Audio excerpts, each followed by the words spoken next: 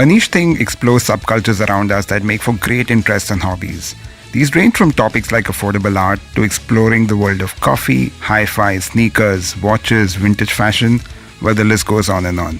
It's a podcast with something for everyone. So let the conversation begin. On today's episode of Anish Thing, powered by Kodak Privy Dig program, I spoke with Rayo. Rayo is someone I've known from the advertising space since years. He's an advertising veteran for about 30 years. And he's into car restorations. And the story is super inspiring. And it brings back that whole thing that restoring cars, it's not about the lavishness or stuff like that. It's about the DIY angle and bringing something back to life. So we'll get into the episode right after these short messages.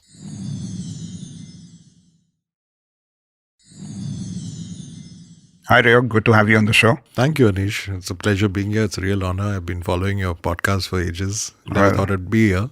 No. Please. Pleasure's all mine. We reconnected after so long. It was good to catch up. But yeah, let's get into it. Tell me about your car journey, because to me, that's just been so fascinating to follow your other account as well.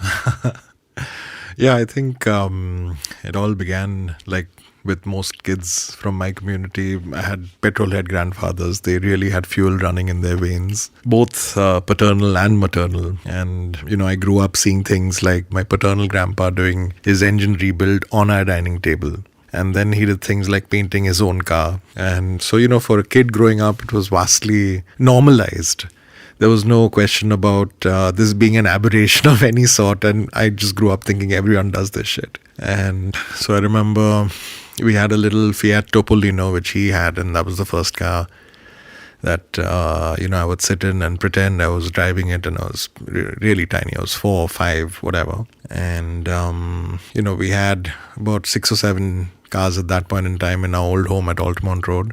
And so my grandpa and my uncle, my paternal uncle, were the guys who drove the cars, and dad was the guy who had to bring them home if they conked out. And because being old, they would conk out. So I remember we had a DeSoto, we had the Topolino, we had a Vanguard, a couple of others I don't remember now because I was quite tiny. But it was always there, it was always present. And that was, dad's family. Mum's family came from an equally crazy, obsessed space. He had a DeSoto as well. And prior to that, he had a few others, which, Morrises and whatnots. And so Mum's dad was passionate about machines because he was the head engineer at Air India. So he was in charge of maintenance of jets, and he ran that for 50 years. So he was really pathologically obsessed with getting things in place. And so he'd come home from Air India every day from the airport, and he'd drain his radiator, flush it out, refill it, and, it would be just fantastic. So I had 2 grandparents who were really in this, and long-suffering grandmothers who were just like, tolerating this. But it kept them out of their hair, and I think they were just okay with it. So I grew up in that space, and, then eventually I did turn 18 myself. My paternal grandpa had moved on by then. And Granny said, there's that one Fiat President in the garage which has been locked up for over a decade, but he kept it for you. So I said, great, I'm going to be an 18-year-old kid with my own car in 1993. And that was a big deal to have a set of wheels, given that we were all children of socialism even till then. We had just seen Manmohan Singh open up the economy in 1990, which was just 3 years before. So suddenly we had migrated from that India to a new India. And it was still vastly unheard of to, even have a set of wheels back then. And I remember opening the garage door, and it was really tight and stuck and everything. No one had opened it in a long, long time. And there was this car over there, but there was just one problem. It was grey, and I hate grey. For some reason, I just can't stand it on a car. And I was this intern at Leo Burnett back then. It was called Chaitra. And they were at Kemp's Corner. I was at Altamont Road. So I remember working there all day.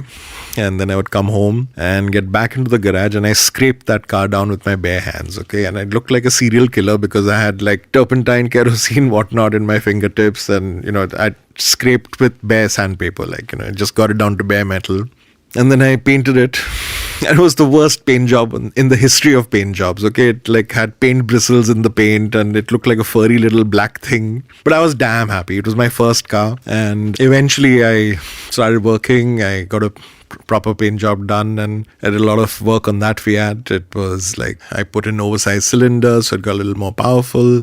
And then, in the 90s, everyone had boom cars, so it had a nice stereo thrown in. And unlike most Fiats, it had this colossal rally grade spec radiator, so it would never overheat, and that's what made it fun. So I could drive it anywhere. And so I had that. Then the second car came into my life when Dad retired, and he had this office car. And so, he retired, the company took it back. So he was without a set of wheels, and I felt quite sad about that. So I decided I will go and surprise him one fine day. And there was this Dr. Patell at the end of Carmichael Road. And Dr. Patell had retired, and he was a medical doctor. And my dad's a PhD in organic chemistry, and he's Dr. Patel, but we have a double L in our surname. So it's funny, both had retired at the same time. So this guy was selling his old Dukkar Fiat, which is the Millicento. And we had a common mechanic at that point. So William, the mechanic at the end of Carmichael Road, one day said, that guy is selling, do you want to pick it up? I said, great, let's do it. So I remember blowing an entire year's salary off my, How much would that be back in the day? Believe it or not, in 1994, that was $18,000. So I just blew it because it was a gesture, and I figured that, whatever, I'll make it ahead in the future, and this won't happen again. So it was his wedding anniversary, and I brought it home the night before. I smuggled it into his garage, and he had no clue. So, it was like one of those YouTube videos you see now where he came down and I said, I've parked the car in that garage. And he walked in, and I had kind of painted it exactly the same way the other one was. So we had now two identical black Fiats. The only difference was they were 30 years apart in age. And the doors opened the other way. They're suicide doors. They're from the B pillar. So he walked in, and then he's kind of scratching his head. It looks the same, but it's not the same. What is going on here? And then it kind of clicked that, so I said, happy anniversary. This is your car. Well, famous last words, it never ran with him. I mean, it would only fail him, and it would only drive with me. It was quite bizarre. I mean, it was one of those things where every single time he would come home frustrated that, it left me here, it's left me stranded, now you go get it. And I was like, okay, I'll go get back home. And I'd go with the keys, I'd turn the key to start, I'd drive it home. And I'd be like, nothing's wrong. I think this is a father-son thing also. Yeah. So many times my dad will call me and he's like, this is just not working. And then you try it and it's perfectly fine. It's fine. I mean, maybe you're being negative about it and done like that. Who knows? But anyways, so that was the first set of two cars. And, so from say about birth till about 20, I think I really plunged headlong into cars. And then for a really long time, 2 decades, I got really obsessed with advertising. And that's when we met a long time ago. And I remember just being oblivious to anything else but advertising. I was so passionate about it. I still am. But cars just weren't a part of the scene then. I mean, I had the little Fiat and the other Fiat Go at the turn of the millennium, and Dad sold them off. We got a then brand new Santro and an 800, and they were just functional. I mean, I enjoyed the 800. It was like a 5-speed fuel injection one, so it was a little go-kart with, like you said, a jetpack attached. And that was violently fast. So I enjoyed that. My grandpa then passed away, the maternal one, and his Lancer came to me. I'm still driving it 15 years later. And what's the mileage you get on the Lancer? So it's a diesel, it's a 2-liter. I get about 7 in the city, 10, 11 on the highways. It's all right. Lancer was a legend of sorts when it came. It's insane. I mean, I remember going down to Goa so many times in it for Goa Fest. Yeah. It is just fabulous. I mean, everyone asks, why do you drive an old car daily? And I'm like, I just can't get enough of it yet. I'm still loving it. And with time, a few other cars have come into my life, and everyone says, but you have so many fancier cars. And I'm like, yeah, but this is the one that's the old pair of jeans. You just get on with life in it. I mean, those are cars, this is like Iron Man's suit. It just fits me and I enjoy it. So that was my journey then, and I got really busy with work. We were working night and day. I remember, I think roughly the time you and I met, we were I was in contract in, say, about 2008. Yeah. Yeah. And I remember at that point, I was working on a massive telecom account. I was sleeping on the floor of my cabin for the longest time. And my Mondays would end on Thursdays. And it was just chaotic. So there was absolutely no time to breathe. And cars just weren't a thing. So somewhere along the way, when I was about 39, my uncle called up and he says, "Do you remember that old Audi 80 we had and you used to like it as a kid?" And I said, "Yes, I do, of course. I mean, who would forget it?" So he says, "I found it." I was like, "All right." He says, "We found it in the factory and it's there and would you like to have it?" I've never said yes faster in my life, because if you look at it, the grandfather of the C-Class, which is the W201, the E30 from BMW, which is now a hipster car, and then there was the Audi 80. And in 1985, 86, 87, 88, when, these cars were ruling the roost, the Audi 80 looked like a spaceship. It was like this angular thing. It came out of nowhere and it just looked the bee's knees. And it had an aluminum body, so it's never rusted. And to me, that was just the cat's whiskers. So I said, yes, I'd love to have it. And so I went by to the factory. He gave it to me. I brought it home, and then it took me about 9 months to get that going. I did the brakes, the suspension. Luckily, the engine wasn't hurt in any way. So it's a really low mileage car. I got it at about 8,000 kilometers. And now it's about 14,000 kilometers. Oh, that's still quite less. Yeah, that's crazy. It's super low mileage. And so somewhere there, my journey sort of, and I didn't know it at that point in time, but that act of his of giving a car to me and then reigniting that craziness to build, bring something back to life that had been not abused, but just forgotten about, neglected perhaps. That arose and aroused some different energy in me. And I started driving that to office quite often. And I remember one film production house was coming in to meet me.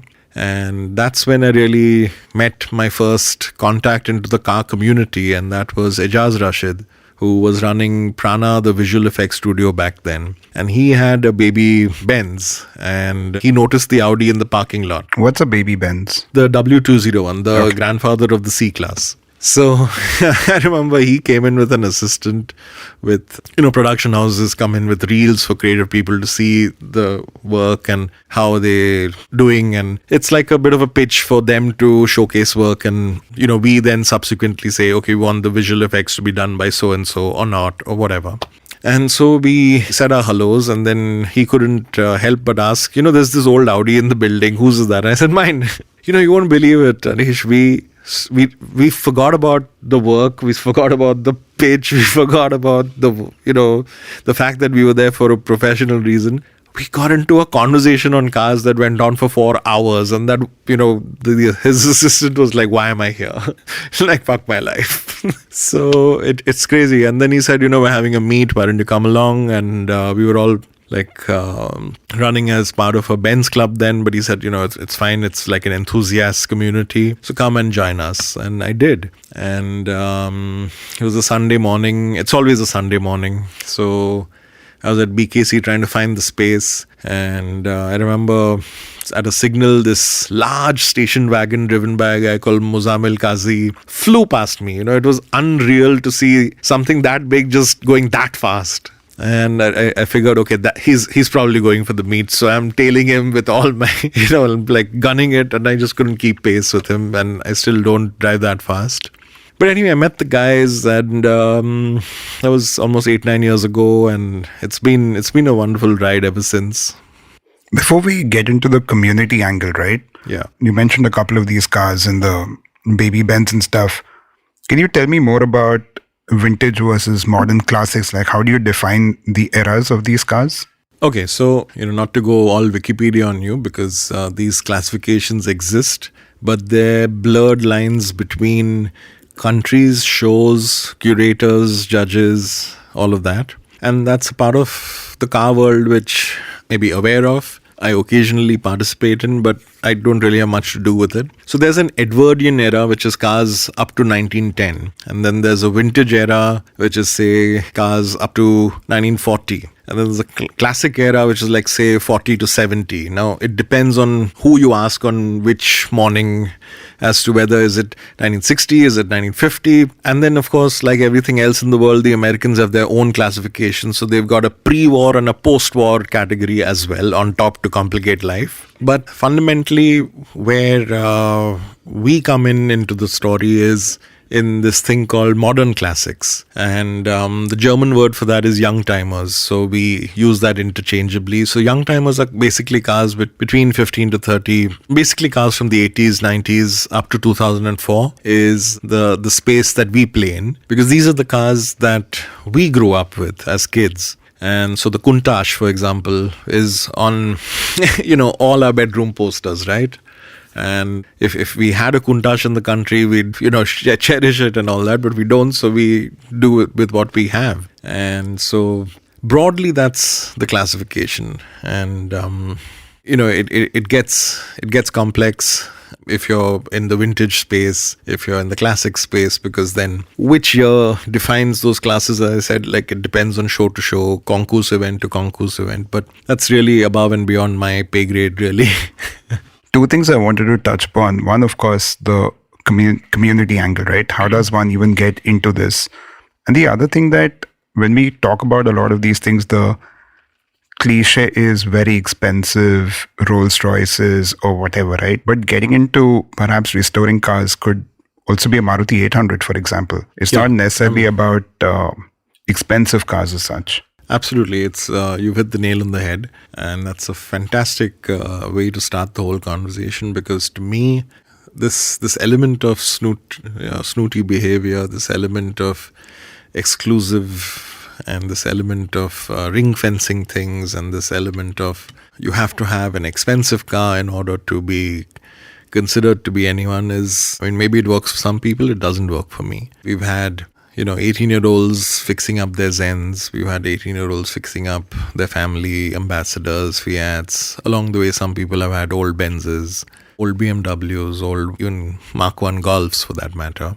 And I think it's very important that we are inclusive. I think it's very important that we encourage young men to get into the scene. And one of the first ways they do that is to pick up an old Maruti 800, which is the SS80. And that's the first Maruti that was ever sold in India. And you can buy them at, 40-50 grand a pop. When you spend, even if you wanted to, you couldn't spend more than 40-50 grand. You can buy those easily? Very easily. We encourage people to make it about your passion for your ride rather than what is the ride, because I think then you're keeping it quite real, and it's not so much about, he drives blah, blah, blah, versus Anish took 2 years to fix that ride, which was, lying around in some lane, and then he got it after a struggle to trace the owner, get the papers updated, pay the taxes, all of that. Then he, did the best restoration he could on his budget, and he did it within a certain amount of time. There's a lot of parts that have gone into it which are hard to source, maybe. The community has rallied around and helped him source those parts. And now, a year later, he's got a banging SS80, which is going to be shown at a rally, And it's not so much about being a show-off as giving young people an opportunity to feel good about what they've done over 1 year, 18 months, 24 months in some cases. Like me, I'm in my 8th year on one of my cars, and it's just getting better all the time. But point is, nobody has a blank check to throw at a restorer. Maybe some do, but that's not me. And we want to encourage and give people this feeling that, look, if you've got an old car in the family, it is part of the family, and we want to tell people to cherish those rides. And maybe your grandfather got it, maybe your dad drove it. You should keep that car. You should not sell it for scrap. I really wish we did that because my granddad had that SS80, I guess. I still remember that car very fondly. But I think we all were kids that time and no one cared about it. It was like an old car. And now you want this thing. And it must have been sold for scrap for sure. Pretty much. So what we try to do is say, if you've got something, like I've got this friend Rinku, and Rinku is an advertising friend. She's not a car world friend. The whole reason I separated my accounts out was I'm a bit of a privacy freak. So I had, tight restrictions on my personal ID. But I had so many car friends that I wanted to communicate about the fact that you should be fixing up your old cars because these are parts of the family stories. These are the cars you came home in from the hospital. These are the cars that you had your first date in. This is the car your dad took you to college in. why would you forget about all of that? And if you can and you want to, and there's a sentimental reason attached to it, it does not need to break the bank when you choose to fix it up. So I thought somewhere that story I wanted to inspire people with, and take that story into a more public realm, and that's why I started my second account. And this is the Restorations. Yeah, it was a cheesy name. A friend of mine came up with it. She's like, for restorations, and then your Rayo, so Restorations. And I was like, okay, that's seriously cheesy. I'm going with it. That's his Instagram account, which is really, really fun to like some of the videos on that. And I want to play one of this. I think we'll play it later when we talk about some of the restorations. Sure. Let's take a short little break. And when we come back on the Niche Thing powered by Kodak Privy League program, let's get into some of your actual restoration project. Sure, I'd love that.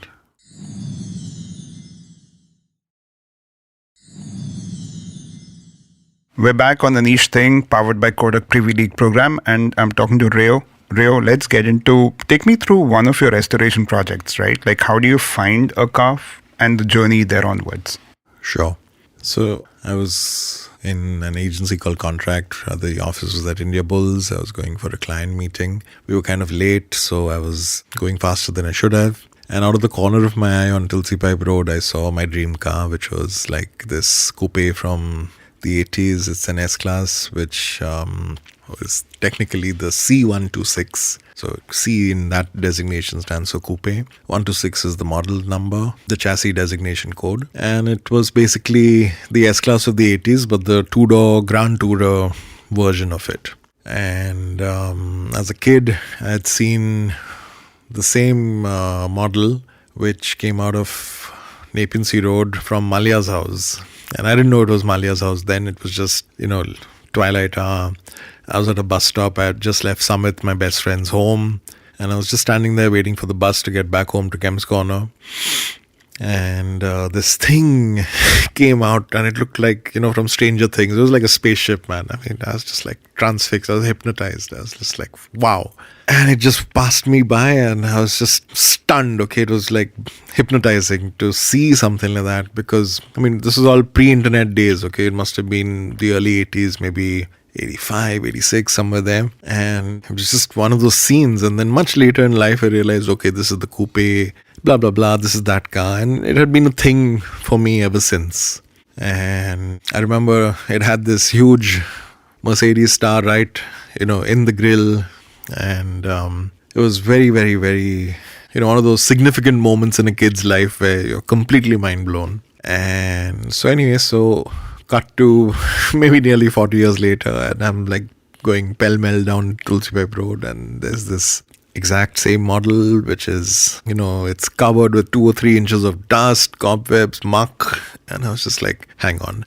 And I hit the brakes really hard. And I just got out of the car. I went like, a zombie onto the other side. And even at that point, there was a little voice in my head saying, document this. This is the start of something crazy in your life. And this is where, shit gets real. So I remember pulling out my cell phone from my back pocket, and I was like clicking as I walked towards that car, and I nearly got hit by a few cars coming from both sides. But one taxi guy gave me galis on the way, and like all of that happened. And I finally reached the other side alive and in one piece, and I just could not believe my eyes, because here it was.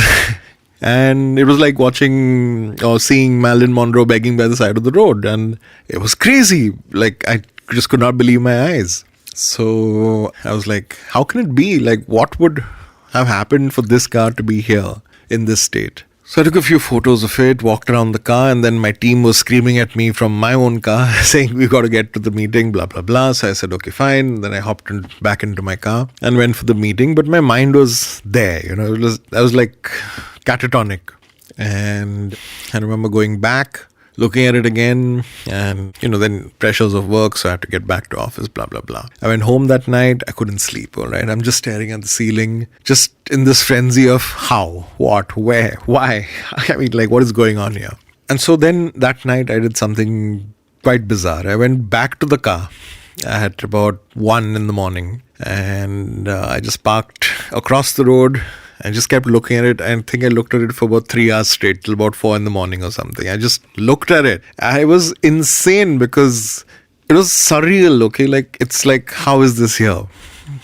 And I was not expecting this. yeah, so, and most people think I'm completely cuckoo when I say this, but the car spoke to me and it said, "Save me." And I shit you not, that's the voice that I heard. And I don't do anything, substances, but I heard that and I felt it. Like it was telling me, "Save me." And I had no clue. I wasn't back in the car scene as I am now. I had no clue. To me, it was just a boy and a dream and a thing. And so, anyway, at about 4 a.m, I crawled back home and fell off to sleep. Then I remember we had some pitch or something, so I couldn't get to the car again for a few days, but I finally did. And it was a weekend, so it was a Sunday evening or something, and there was nobody there. And then I saw some watchman somewhere, and he said, "Kya chahiye?" So I said, "I want to know who owns this car." He says, "I don't know who owns it, but there's some guy who comes for it sometimes once in a few months. If he comes and I meet him, I'll get his number for you." So I gave him a $500 note. I said, the day he comes and give me a call. Like, I need to know who this guy is. Months went by. Car was still there. I was working. No call. And it was crazy. Then, I think a couple of months later, finally I got the call. So the watchman says, "So-and-so has come. He's the mechanic who works somewhere in Mahim, but he had parked the car here. So, well, now he's here. Do you want to talk to him?" I said, "Yes." Hold. I ran. I went back there. I met the guy. I said, "Whose car is this?" So he gave me the owner's number. And so now I had a name, a number, and I thought, let me go and have a word with the guy. And I did, and he was very pleasant to me. And sadly, we couldn't work it out on the purchase price because it was very expensive. And relative to mid-rung ad guy, it was like vastly out of my reach. So, but he did try to help me get it. But unfortunately, even when he reduced the price, there was no way I could do it. And so that process went on from, say, March till about October. And I remember on my birthday, I was feeling quite cut up about it because he had called up the night before saying, "Look, if you're not taking it, somebody else is. So it's bye-bye then." I said, "Okay, I'm sorry, but it is what it is. I don't have that kind of cash." And I was quite cut up. And so, I thought, okay, fine.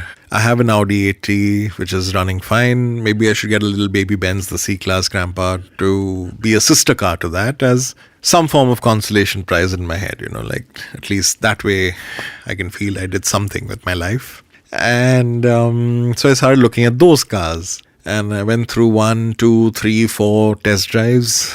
And then I was about to buy one, say by November-ish of that year. This was 2014. And I remember the night before I was going to sign up the next morning and give him the cash and everything. That was also a little bit of an interesting car. It was like a car which belonged to Hari Prasad Chaurasia's family. It had been imported from the UK. And it had this number 747. And I thought, okay, fine, that would be fun. Yeah, you won the 747. Yeah. So, I don't know, somewhere that voice came back into my head that, there was a Nike ad at this point that you don't win silver, you lose gold.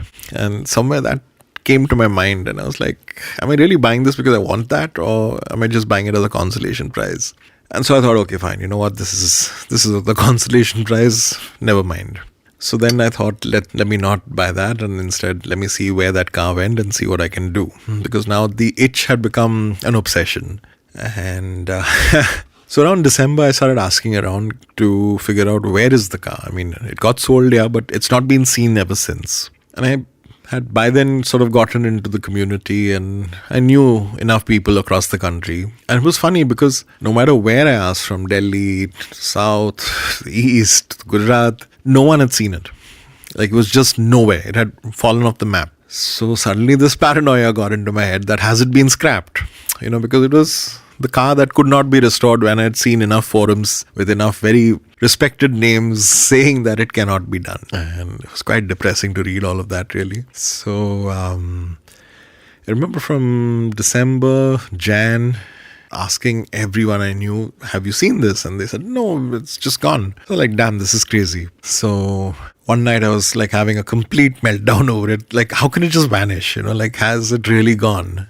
And I remember thinking, let me ask someone that I've not asked so far. And that was a school friend of mine, Rishad Kundanmal, who had this beautiful petrol pump on Pedder Road full of vintage cars. I don't know if you remember it. It was bang opposite HSBC. It was quite the landmark back then. So I pinged Rishad on Facebook. And I said, Rishad, we haven't spoken since I left school, which is 20 years roughly. But I have this obsession with this car. Do you know where the hell it is? And he says, yes, of course I know where it is. It's right here in Mud Island with a dealer.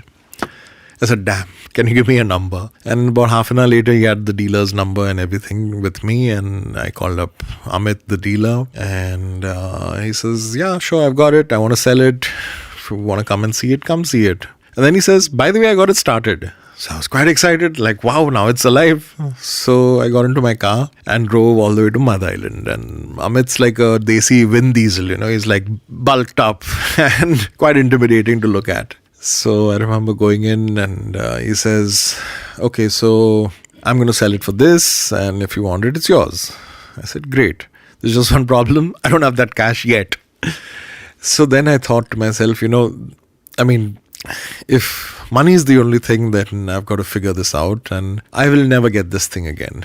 It's just very rare. There are probably 4 or 5 of these in the country and none of them are accessible now or in the future. So I was running HSBC at work and I'd never taken a loan in my life. And I remember walking into my client's office after a presentation saying, I need a personal loan because they weren't giving car loans for second-hand cars. And I needed now. So they processed it for me because my credit history was like off the charts and I got whatever I needed. So suddenly I had the cash and I remember thinking, okay, this is just so stupid and so crazy. Shut up about this. Don't tell anyone. So I didn't tell a soul because I thought if this blows up in my face, at least I'll dig myself out of the hole and then tell the world rather than, tell everyone and then fall off a cliff.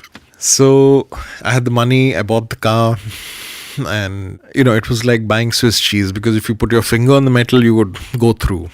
It was that rotten. So I thought to myself, discretion is the better part of valor. Let me not tell a soul that I bought it. And nobody knew I'd bought it. And I put it into one garage at Mud Island to do the bodywork. And that guy took 18 months over it. Periodically, I'd be driving up and down to figure it out. And how do you even do body work for an older car? Like, what's the process? So it's laborious. We are gifted in India by amazing talent who can look at the original design and actually replicate it easily. They're gifted. They're like surgeons in metal. And so if, the original German design has a slot or a groove or whatever, they will replicate it. And then they weld the whole thing and then they weld the whole thing into it. So it's fresh metal all over again. And, it was like laborious and time consuming. And I remember the whole car was stripped apart and we went back to basic shell, and it took forever. But finally, bit by bit, door by door, we sliced the doors open. We cleaned out all the rust from inside. We sliced, the entire area below the rear windscreen was toast. If I touched it, the whole thing would have crumbled. So it did. So we put all fresh metal in there.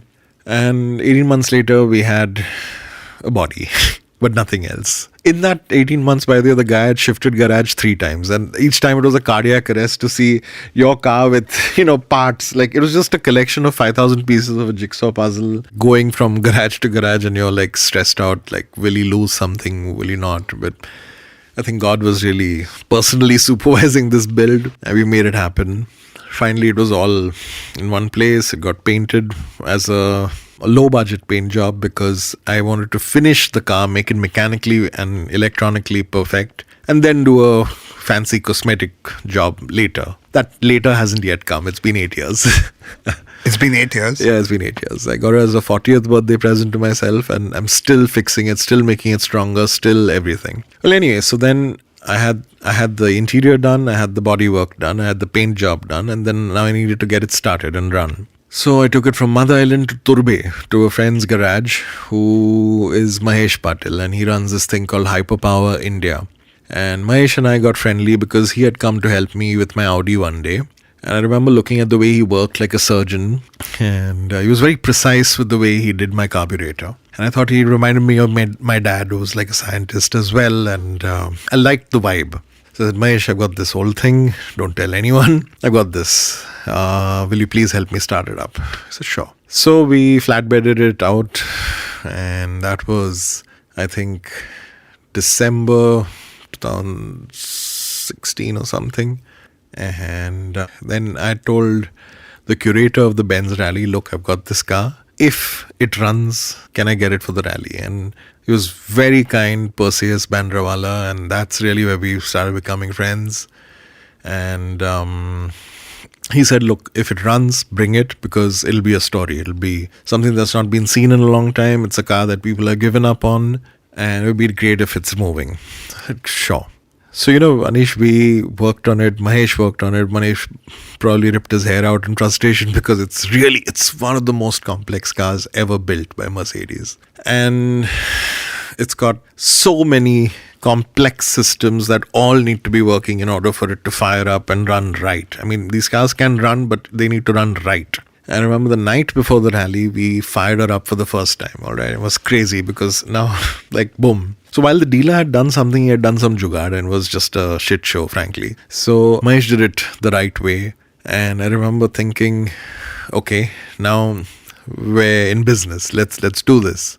And it got to life at about 8 p.m. the night before the rally. By about 11:30, we realized we have no brakes because we just didn't have brake pads. So I remember thinking, okay, that's it, we're done. And that's when LS Ravi, a friend who has one of these, and I call him my SEC brother because that's what these cars are called. And he says, what happened? Why aren't you getting it? I said, I have no brake pads. He says, I have just changed my brake pads. I have my old ones. So he drove from Juhu at midnight to Turbe at 1 a.m. and he gave us the brake pads. So we installed them. So now we had a car that starts and a car that stops. So at about 4 in the morning, I remember leaving Turbe and I drove back home. And I had nothing. I had just a car that would start and nothing else. Okay. Even the windows wouldn't come down. So I'm coming down the freeway and there's a whole nakabandi over there. And the cops are like on my ass because they thought I was dead drunk because I wasn't, putting the windows down and I couldn't open the door from inside. And I'm frantically gesticulating, saying, please open. So anyway, then that was quite a scene. They finally figured out I'm not. I got the car home. Next morning, we drove in together. Mahesh had his own black Benz in front of me as a pilot. And we drove in and the whole crowd suddenly went really quiet. And everyone was like, where did that come from? Because I had changed the color from purple to black. And I always had the Star Wars fascination, so I'd called it Vader. So suddenly everyone was like, what is that? Because it wasn't even shiny. It was just like dusty from the garage the night before. No one had time to wax it, nothing. We just made it. I think we had all slept for about half an hour. And I remember everyone suddenly saying, oh, this is that car. And then suddenly, there was this whole crowd around the car. And I remember thinking, wow, this really means something to a lot of people. And so, we did the rally. I was driving it like a steamboat because it wasn't electronically activated yet. It was just done on the idling, so it could run. But I had no real control over it. So it was like a steamship going down the road. And we made it. We made it back. And, there was no AC and the windows were up. So I was like barbecued inside. And I remember coming in to the NCPA. It was held at the NCPA that year at that restaurant outside. And it was insane because a lot of people who had no idea who they were thumping me on the back saying, well done and blah, blah, blah. And that's when I realized that it's not so much about the car, it's about the community. And each one of these guys were happy about it. They had helped. So Ejaz Rashid, LS Ravi, Mahesh Patell, these are the guys who made it happen. I mean, I can't say I did it myself. I mean, I may have been the owner, but they put their shoulders to that task and they made it happen, And I think that is more important than the car. It's the friends they've made along the way, which is really a part of why we're all in this space. And even Jatin Patell, for that matter, from another garage, he also helped out and he's currently doing a bit for this year's rally. We've rebuilt the Bosch KE Jetronic system completely at his garage because he's got a specialist for that. What is that system? Sorry, I'm a car noob, to be clear, so... Okay, so, there is this Dante's thing of rings of hell. So Bosch is from the innermost ring of hell, and it's got this sadistic system called KE Jetronic. The original was K Jetronic, which is like a fully analog system. It's a mechanical system of fuel injection. KE Jetronic, so the E is electrical. So it's analog and it's electrical. So imagine a spider's web of 8, tentacles, and it sends fuel in equal amounts to all 8 cylinders of the V8. And if it's not tuned, you just will never run right. It'll never idle right. It'll never power up right. It'll never feel right. And, it's like vastly complicated. You need to be like one of those guys who assemble and disassemble a Rolex to get it to work right. So Jatin's done that right now. And, everyone's just lent a hand on this car. I want to touch upon the community, right? Like some of these rallies, some of them that you're also involved in, forums, groups. How does one connect with people? Simply show up. I think all our forums, all meets are always around Sunday mornings at Horniman Circle. I used to party a lot on Saturday nights. That's all stopped. We wake up at the crack of dawn, get to Horniman Circle by about 7:38. The whole bunch shows up in vintage cars, classic cars, modern classics, young timers. The supercar guys come in. We all hang out for a while, do a long freeway run to the end of the city and back. And then we do coffee, breakfast, whatever, and hang out for a while. And it's just boys being boys and playing with their toys, frankly. It's just a little bit of an escape. It's an antidote. And I think it keeps us out of trouble. Are there a lot of women in this hobby? Yes, not as many as there could be. We've got a fair amount of the fastest car girls in India. We've got Diana Pandole, we've got Natasha Puri, we've got Shana's off the group, but she's a friend as well. And we celebrate these people, and we celebrate even the non-pro car drivers. We celebrate people like Shama, Kia Baro, Rajay Baro, Shruti Hede in Goa. And these are people who are the delightful unicorns that are car girls. They're just there and they happen to love driving, and sexist jokes aside, they're fantastic drivers. And, they probably could teach us boys a thing or two about Mercedes or the cars that they're driving. So I think we'd love to encourage that. Therefore, I have them on the group. And these groups, right, you told me, one is the Shaman Young Timers. So Shaman Young Timers began a long time ago because we wanted to do something around young timers and nobody was doing anything about them. And Amar Seth, the owner of Shaman, was friendly with LS Ravi, so he was friendly with me, and we got a few other people in, and Perseus was a part of that as well. And we decided that we would actually just do it because nobody else was doing it. Everyone was very focused on the vintage scene, the classic scene, and they had their whole ecosystem, so there was nothing for us. And while they were very nice to us and they let us drive with them, obviously, we were back of pack because we were so young relative to something out of 1920. So we started having young timer sessions at Shaman Churchgate, which is a beautiful art deco building. So we would go there on Sunday mornings. We would have workshop sessions. We would understand maintenance, paint, bodywork, electricals, blah, blah, blah. And I think that's when it became very inclusive. Like guys with Honda Cities, VTECs, Accords, Civics, Fiats, the whole world would show up to learn. And we sort of banded this bunch together into one group, and that's been now 5, 6, 7 years old. We couldn't meet as much as we used to in the pandemic, obviously, but it's there. As an offshoot of that, at a Halo group level now, we have the Modern Classic Rally, which is, we've had one annual rally and a few other events. The next annual rally is coming up in Feb 2023. And that's, again, going to be vastly exciting because where else do you see a Barracuda, a lot of exotic metal, which were all the rage in the 80s and the 90s. And that's again supported by Autocar India. And we worked closely with them to curate which cars, where. And we, while we're all working in other things, in advertising in my case, we're all standing there literally like marshals on the ground and really supporting the cause because we want it to grow into a movement. We want people who have these cars to feel they're just as worthy of being celebrated as some of the older ones. And over time, there's been a happy osmosis between groups. Like some guys may have a really old car, then some guys may have, let's say, a 90s 124, which is an E-Class of the Benz series. And they may also have a supercar as well. And, there's no accounting for what turns people on. But we're focused on this space. So these are the two things that we have as groups. Then, of course, there's the Mercedes-Benz Classic Car Rally, which is coming up in its 9th avatar this November 19th and 20th at the Land's End. It's going to be a 2-day format this time for the first time. So there's going to be, day one we'll line up all the cars, we'll get the photography out of the way, we'll have a little dinner party at night. The next day on Sunday, we'll have the actual rally across the city and back, followed by lunch. And Mercedes really has so much heritage in this country that it is Mercedes country, fundamentally. Anyone who's been wealthy over time has always been here. And, they want to celebrate that legacy. And that's why they do this. And I run a small Benz group called All Stars. We celebrate this. We support it fully. And it's always nice to see great cars emerging year after year, which have been restored.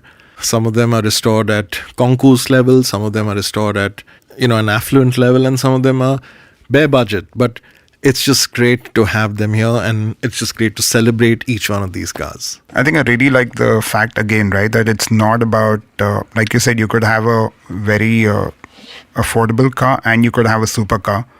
This to me also goes back to the last episode about watches, right? If you have a watch that has some relevance, even if it's 2,000 rupees and you end up in a evening where someone's wearing a 80 lakh rupee watch, it's all the same. It's not about the money.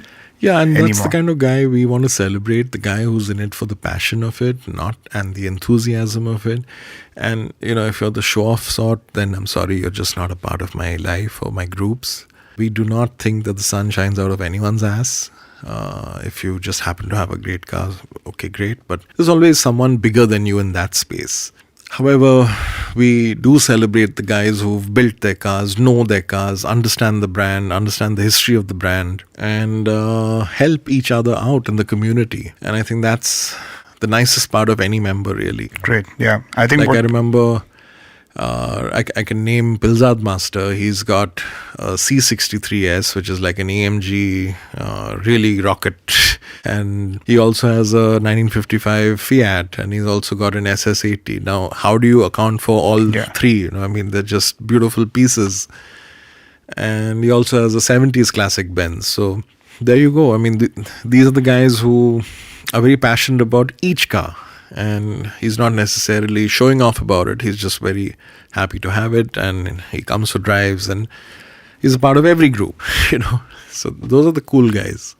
I think what I'm going to do is I'm going to now start to trace my granddad's Maruti and figure out where the hell that is. You really and if should. that's not been scrapped. I have really good memories of that car. You really should. On an ending note, where is this I'm just curious, what does this community feel about EVs?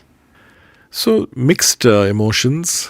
At a practical level, for most people who buy Toyota Innovas, for example, an EV is a great substitute to that because it's cheap to run.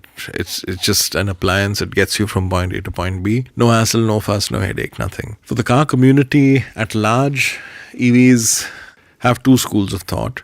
One is, are they controversial? Some people find them controversial. I don't find them controversial. I find them great as commuter cars for the vast majority of people. And if you're driving an EV 5 days a week, maybe you want to drive something that's burning dinosaur fuel on a Sunday morning. Having said that, what I really, really get annoyed about, and if I was the curator of any actual rally, taking a classic car and then rendering that into an EV is something that gets my goat. It really grinds my gears. So I'm vastly against that. To me, a car from 1970 has to drive like it was made in 1970. And maybe you can resto mod it to, let's say, a Mercedes from the 70s has a Mercedes engine from the 90s. And maybe that's a period correct mod and it's okay. And a lot of BMW boys do all of this. But to, fling an EV kit into it is just bizarre according to me, because how is that an authentic experience? That's the pseudo vintage thing then, right? I mean, just because you can do it doesn't mean you should do it. I mean, so conceptually, in principle, I have a problem with that. But who knows, maybe other people can sleep at night doing it, but I can't. To me, it was fascinating that one of these car companies in the US, they've actually added speakers on the rear of the car to give you that rev, which can be either ways, right? Either it gets more people stupid. into it, or to me it feels stupid. It's a massive turnoff, which is, I mean, funnily enough, maybe that's why so many younger people, we've got so many young boys driving E-classes from the 80s in my group. So maybe somewhere, there's this EV-fueled rage for classic cars because you just don't get that experience, do you? Yeah, EV-fueled rage for classic cars. Fun. Rayo, thank you so much for being on the show. My pleasure, Anish. Thank you for having me. My pleasure. What we'll do is, I want to play the audio on the podcast and video on YouTube of that clip of you starting Vader. That was amazing. My pleasure. This is a hot start.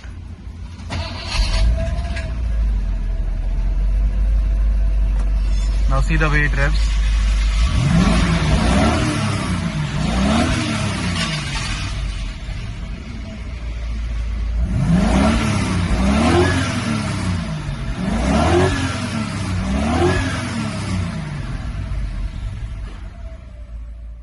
Thank you so much. And I'm going to make it to one of these Sunday rallies.